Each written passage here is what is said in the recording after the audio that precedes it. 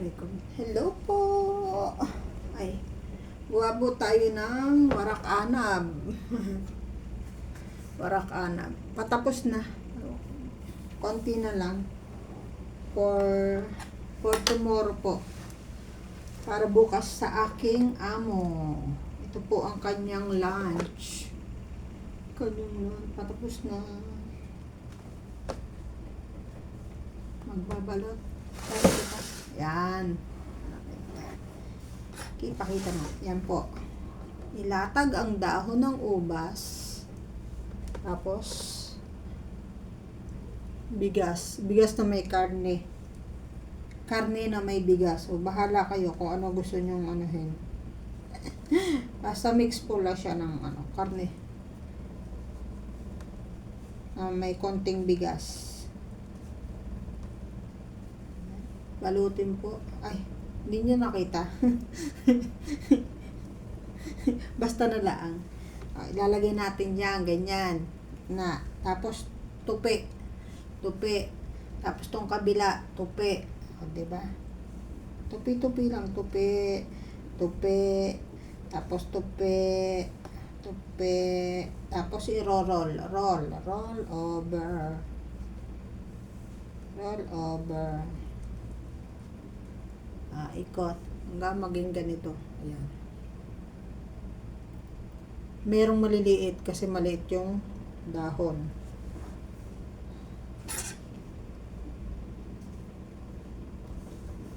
Mahaba to eh. Kaya patapos na bago ko i-video.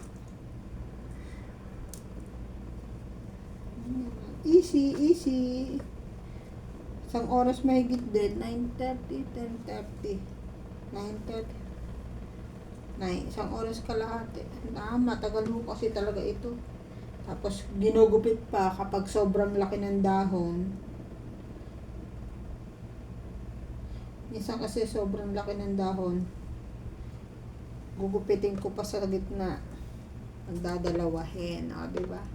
Tapos na, sipag ko talaga. Sabi nila, wala daw ginagawa. Sabi nyo lang. Kala nyo lang. Everyday. Hindi naman po lagi itong ginagawa. Minsan lang ang amo ko ng warak anab. Ano po siya? Karne. Tulad nito, pakita ko sa inyo. Ayan na. Kakunti na lang. Ito po, bigas at saka karne na pinagsama. Tapos ito,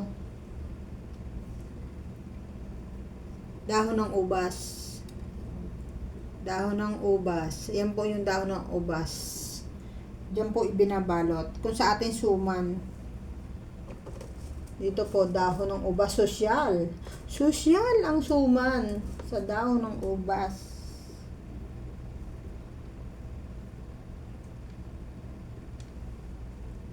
Sosyal. Sa atin, dahon ng saging.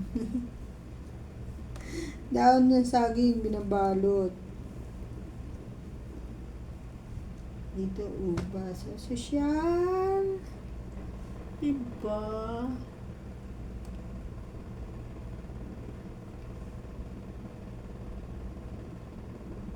Tapos, bukas ko po to isasalang.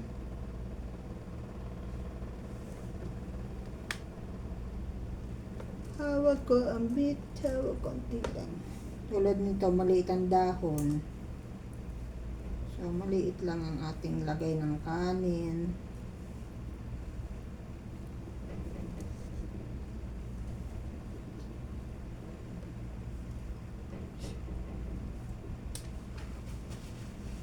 Salamat po!